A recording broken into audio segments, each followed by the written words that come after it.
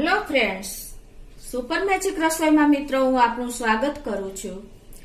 આજે હું એક સિક્રેટ વસ્તુ ઉમેરવાથી તમારું દૂધ ક્યારેય ફાટશે નહીં એની રેસીપી લઈને આવી છું મિત્રો।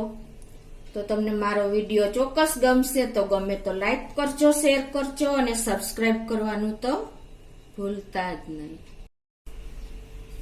તો મિત્રો જો અત્યારે આ ફૂલ ઉનાળો અને ફૂલ ગરમી હીટ વેવ ચાલી રહ્યો છે તો આપણે મોસ્ટ ઓફ આપણે અમૂલના દૂધમાં તો બહુ નથી વાંધો આવતો, પણ જે આપણે લગવા વાળા પાસે દૂધ આવતું હોય છે એ ઘણા લાંબા રૂટ ઉપરથી આવતું હોય છે અને ગરમીને હિસાબે ઘણી વાર એવા ચાન્સીસ થાય છે કે આપણે દૂધમાં વાસ આવે છે કે બગડવાના ચાન્સીસ આપણને લાગતા હોય છે।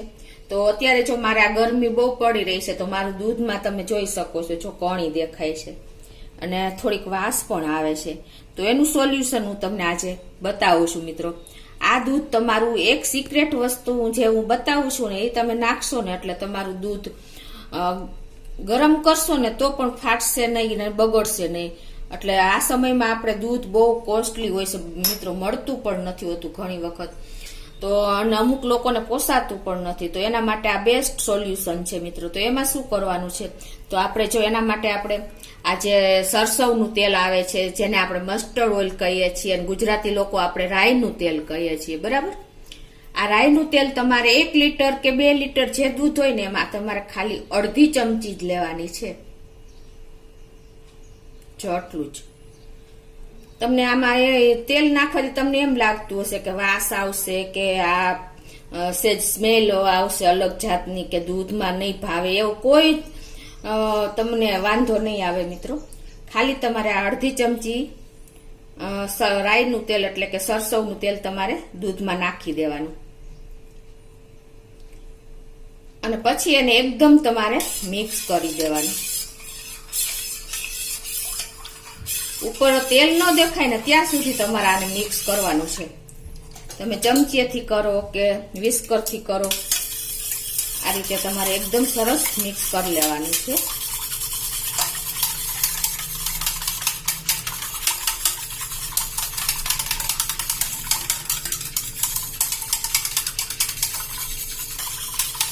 આ રીતે ઉપર ખ્યાલ જ ન આવવો જોઈએ કે આપણે તેલ મિક્સ કર્યું છે। તો આ રીતે જો આમાં તમને ઉપર હવે તેલ નહીં દેખાતું હોય, તમે જોઈ શકો છો। આટલું તમારે સરસ મિક્સ કરી લેવાનું। હવે શું કરવાનું છે, આપણે ગેસ ઓન કરીને આપણે જેમ દૂધ ગરમ કરતા હોય ને એમ જ આપણે દૂધ એને ગરમ કરી લેવાનું છે, બરાબર। હવે આને આપણે એક ઉફાણો લઈ લેશું તો આપણે જેમ દૂધ રૂટીન આપણે ઉફાણો લઈએ છીએ એમ જ।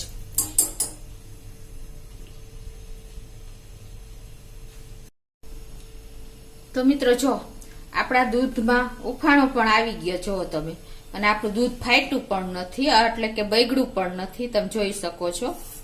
અને હવે જે વાસ આવતી હતી ને એ વાસ પણ દૂર થઈ ગઈ છે અને એકદમ અમારું દૂધ નો ડર જતો રહ્યો છે મિત્રો। એક સિક્રેટ વસ્તુ જે આપણે રાઈનું તેલ અડધી ચમચી જ આપણે જે ઉમેર્યું ને એનાથી આપણા દૂધનું અલગ જ આખી એની કન્સિસ્ટન્સી થઈ ગઈ મિત્રો। એટલે હવે આપણે આ એક તમને બહુ ઉપયોગી ટિપ્સ થઈ છે મિત્રો, તો તમને ચોક્કસ આ રીતે ટ્રાય કરજો।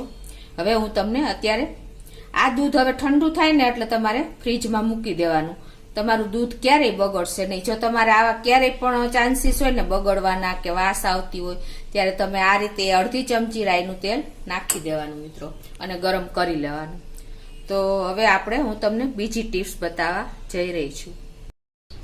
તો હવે બીજી ટ્રીકમાં શું છે મિત્રો કે આપણે ઘણી વખત શું થતું હોય છે કે કલર કપડાં હોય છે તો ઘણી વખત ડલ થઈ જતા હોય છે અને એકાબીજામાં કલર બેસી જતો હોય છે અને એટલી જ આપણે નવા કપડાં હોય તો એકદમ શાઇનિંગ જતી રહી હોય છે। તો એના માટે હું તમને આજે શું ટ્રીક બતાવું તમે જોઈ શકો છો। એમાં શું કરવાનું છે, આપણે મશીન ચાલુ કરીને એને આપણે પાણી ચાલુ કરી દેવાનું છે।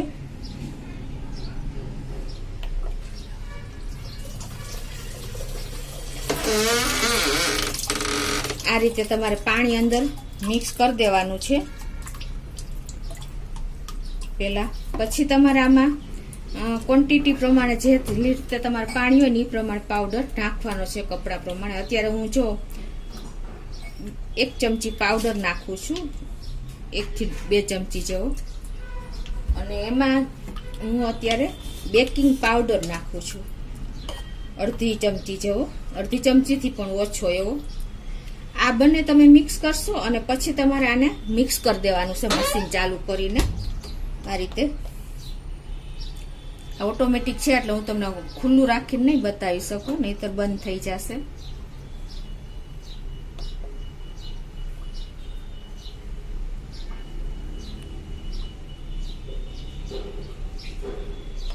જો મશીન ચાલુ થઈ ગયું છે અને આપણો પાવડર ને બેકિંગ પાવડર બંને મિક્સ થઈ રહ્યા છે.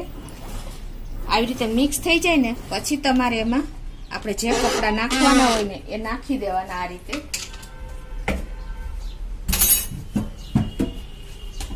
આવી રીતે તમે જો આ પાવડર અને બેકિંગ પાવડર, આપણે વોશિંગ પાવડર હોય અને બેકિંગ પાવડર બંને નાખીને મિક્સ કરી દેવાનો પાણીમાં, અને પછી તમારે આ બધા કપડા નાખી દેવાના.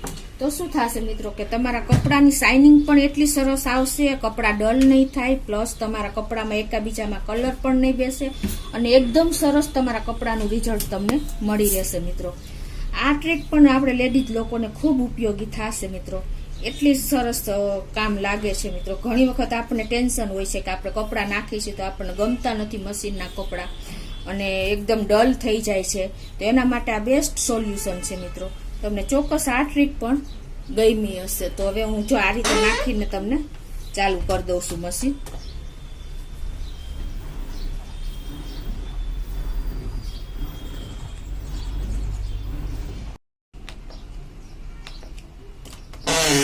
જો આ બેકિંગ પાવડર ને હિસાબે તમારે જો 1 કિલો આપણે વોશિંગ પાવડર એટલે કે કોઈ પણ પાવડર, સર્ફ છે, એરિયલ છે, કોઈ પણ પાવડર હોય ને તો 1 કિલો પાવડર ની સામે તમારે 1 ચમચી બેકિંગ પાવડર મિક્સ કરી દેવાનો.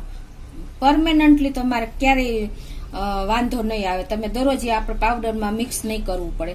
એટલે આ પણ એક સોલ્યુશન છે. અને જુઓ આપણા કપડાની શાઇનિંગ, ઘણી વખત આપણી બેડશીટ હોય છે સાવ ડલ લાગતી હોય છે, નવા કપડા હોય છે એ ડલ થઈ જતા હોય છે, તો આ તમે આ રીતે જો પાવડર મિક્સ કરીને નાખશો ને તો તમારા કપડાનું રિઝલ્ટ તમને એમ લાગશે કે તમે નવા જ કપડા બહાર ધોવા દીધા હોય ને એટલા સરસ ક્લીન થઈને કપડા તમારા બહાર આવશે મિત્રો. એક વખત તો તમે આ ચોક્કસ ટ્રાય કરજો, આનું રિઝલ્ટ તમને ખ્યાલ આવી જશે અને તમને ટેન્શન પણ નહીં રહે, એટલા સરસ કપડા આપણા ચોખ્ખા થઈ જશે મિત્રો.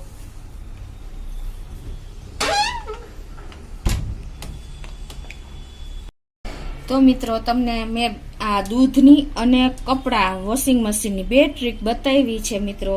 તો તમને લેડીઝ લોકોને તો ખૂબ આ ટ્રીક આપણને ઉપયોગી, રોજબરોજ લાઈફમાં આપણે ઉપયોગ થતો જ હોય છે. તો આ ઉપયોગી ટિપ્સ તમને બહુ સારી પડશે એની ટાઈમ તમને મિત્રો. તો તમને ચોક્કસ મારો વિડીયો ગમ્યો હશે મિત્રો. બંને ટ્રીક એટલી ઉપયોગી, કાયમી, પરમેનન્ટલી રહેશે મિત્રો.